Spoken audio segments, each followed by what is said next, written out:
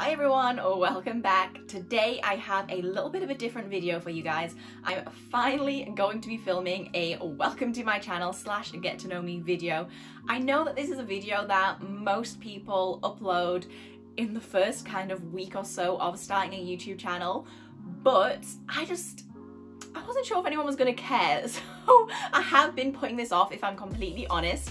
But we're now 3 months in to me kind of starting this channel, and I'm 20 something videos into it, and I just thought if I don't film this now, then I'm never going to. So I'm still not sure if anyone's going to care, but I'm just rolling with it anyway. So it's been a little while since I've actually uploaded. It's been over a week, and normally I do 2 uploads a week, but my boutique is back open since the lockdown ended on the 12th of April, and I feel very blessed and lucky to say that it has been crazy. We have been working 7 days a week, all day long, just to fit absolutely everybody in. For those of you who have never seen my channel before, hello, welcome. My name is Alexandra Divine, and I own a bridal and prom boutique. Before I get fully into this as well, I just want to say a huge thank you to absolutely everybody who has watched one of my videos, liked a video, commented, subscribed. I am really genuinely just completely shocked with the response that I've had to this channel since I started it. It's just less than 3 months since I started it, and I never thought that I would have as many of you guys subscribing or watching as I have. So genuinely, from the absolute bottom of my heart, thank you so much. If you haven't subscribed yet though, please do click subscribe and give this video a big thumbs up. And if you guys have any comments, I've always just loved receiving your feedback, getting to know you guys, so pop everything down in the comments below. For any returning subscribers or watchers, I'm sure that you will have realised by now that so far my channel has been all about wedding advice, tips, hauls, all those good things. My motivation for starting the channel was I am a bride-to-be myself. Sorry if you've heard me say this before, but I was due to get married in June 2020. We had to postpone to June 2021. I am getting married abroad, so it is still, we are at the end of April, but it is still up in the air whether this is going to be able to go ahead or not at the end of June. I am holding on till the very last second because I really don't want to have to postpone if I don't have to. We did inquire about moving it to September, and basically it's just full, like absolutely full. You have all the brides from last year and then the brides from the beginning of like this year, April, May, and it's just crazy. Like availability right now is absolutely crazy. I'm sure if you are a bride to be yourself and you are looking for venues, or you are also someone who's had to postpone their wedding, I'm sure that you've probably found that as well, that availability right now is just absolutely nuts. So if we do have to postpone, it's definitely going to have to be to next year, and I really don't want to have to do that, to be honest, because we got engaged in 2018, which seems like so long ago now, and to have a wedding in 2022, I mean, touch wood, it just seems like a really long time. And yeah, I just want to avoid that if I can. We want to just, move on with our lives. I'm still really looking forward to the wedding day, of course, but yeah, we've got other things to do, other places to be, other things to be, cracking on with. So yeah, as well as being a bride-to-be myself, I am a co-owner of a bridal and prom boutique. So being around brides and weddings is just very much something that I absolutely love. I absolutely love just sharing the special moments when brides come into the boutique and they found their dress, and it's just such a happy time, and it's just such a special memory to be part of for all the lovely brides out there, and I absolutely love everything to do with weddings. So that was kind of my motivation for starting the channel. When I was kind of like looking myself during lockdown, I personally couldn't find any channels that were purely about weddings. I mean, I don't know if I maybe like looked hard enough, but there definitely wasn't any kind of just like coming up. So I thought this would be a really good kind of opportunity to share my bridal experience and you know, it's something for even me to look back on in years to come, hopefully. Going forward, as well as continuing to post my wedding content, all the tips, advice, hacks, hauls, etc. I do want to evolve the channel to include some of my other passions as well. So these are things that you can look out for over the coming months, years, hopefully. One of my main passions is travel. I absolutely love travel. Any disposable income that we have, it goes on holidays. Like, I'm the kind of person where I will choose a holiday over a designer handbag, for example. That's just my personal preference. And yeah, we always get comments like, oh, you're going on holiday again? And I'm like, yeah, I know, but I don't buy anything else. Like this is what I spend my money on.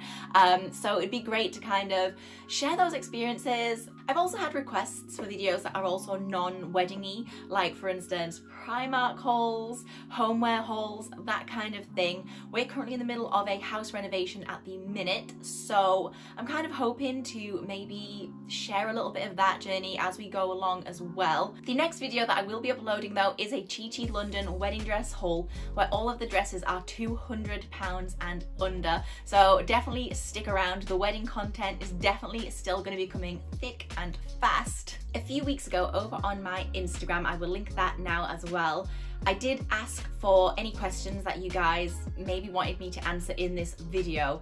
So it really was about a month ago that I asked this, because I've really been putting off this video. I'm not going to answer all of them, just because I'm very conscious that I've been talking for quite a while already. So one of the questions that I got asked was, where is your favorite place that you've traveled in the world and why? So I'm going to start with that one because it links on quite nice to me saying that I do want to move into travel on this channel. Really hard question because really hard question actually, to pick just one place. Maybe I should have actually thought about it before I started recording. I think the country that probably had the most impact on me was when we traveled to India. I was 22 at the time when we traveled to India. It was me and my fiance, who was obviously my boyfriend at the time. We did 4 weeks traveling all around. It was mainly northeast India. So, well, we flew to Mumbai and then we went up to Agra to see the Taj Mahal. We went to Jaipur in Rajasthan, and then up to like the Himalayan regions. It just moved me. Like, the people were absolutely amazing, so friendly, welcoming, just amazing people.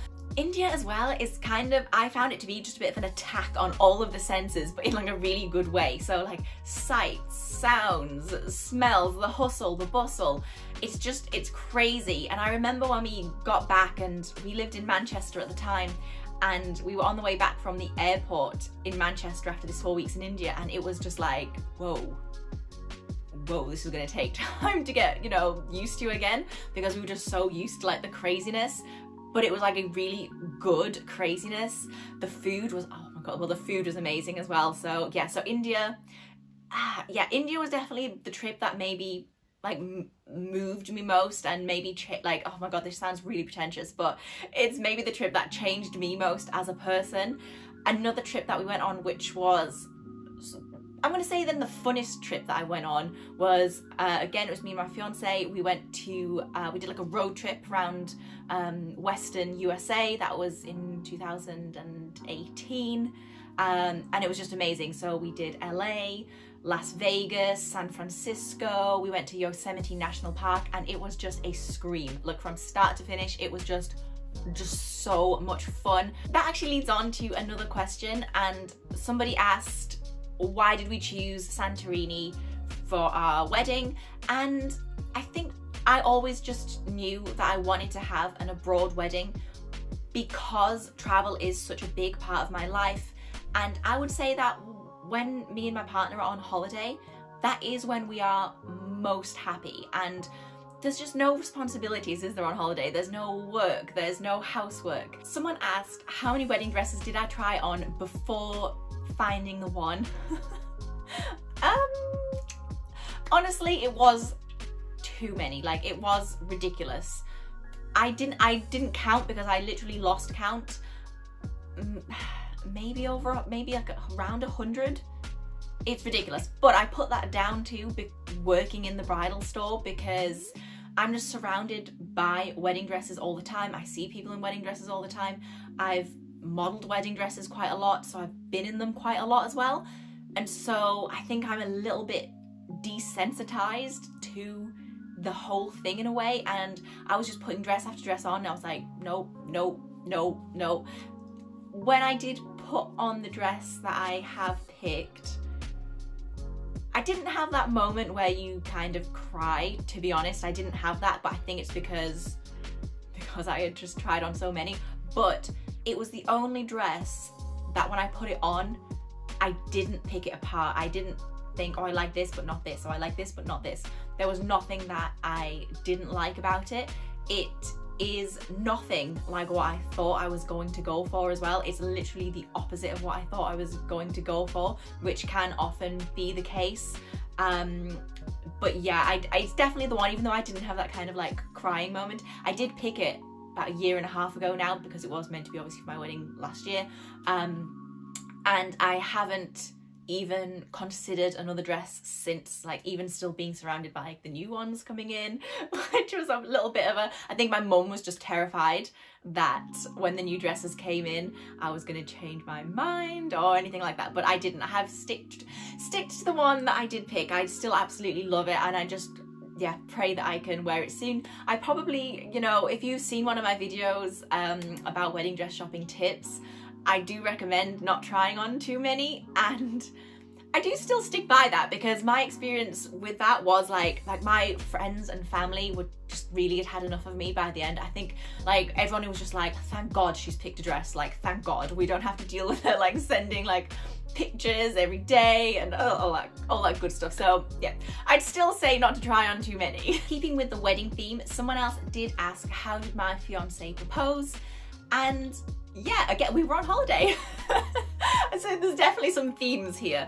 We were in Maribel in France. We were skiing. We went over Christmas and, oh no, were we there for New Year? No, we weren't there. We came back just before New Year. He proposed on Christmas Day 2018.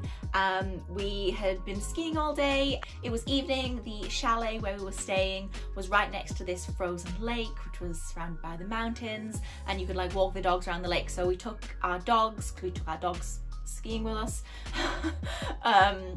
So we were walking the dogs around the lake. It was just totally like no light at all, apart from, this sounds so cheesy, but apart from like the moon and the starlight. It was just one of the starriest nights I've ever seen. Oh my God, I'm literally cringing at myself. I'm so sorry. And we got like halfway round this frozen lake, and yeah, we were sitting on a bench and just chatting, and yeah, he popped the question and I said yes, and yeah, the rest is history. Someone asked me to name one of my unpopular opinions. I love the Unpopular Opinion show on Radio 1, by the way. So I love this question. This was a great question. Okay, my unpopular opinion is that tea and coffee is the most overrated, awful drink ever. I do not drink tea or coffee. I hate it. I never have drank it. I've tried them and literally genuinely nearly threw up. Like ooh. So I'm the only person that I know that does not drink tea and or coffee. Just don't rate it. Don't rate it at all, guys. The next question was, what was your favourite pageant that you've ever competed in and why? Now, I think this one needs a little bit of background and context. So basically years ago, I started in modelling. I used to do like fashion shows and some photography work, and basically I met some girls at a fashion show and they were all talking about like a pageant they were in. And so anyway, long story short, I got into pageants when I think I was 18 when I got into pageants, and I competed in them for quite a long time. I was in quite a few, and you know, don't want to I competed in them for quite a long time. I was really lucky to basically have won a few national titles. I represented England 3 times internationally at World Miss University, Miss Intercontinental and at World Supermodel, which allowed me to travel the world and meet some incredible people. So I was really lucky to have had those experiences. My favourite experience, my favourite pageant experience, and the one that I loved competing in most was without doubt World Miss University. I travelled for 3.5 to 4.5 weeks. I went to South Korea, which was incredible. It was all expenses paid, so, you know, bonus. And it was just, the experience was amazing. I'd never been to that part of the world before at that time. I was 21.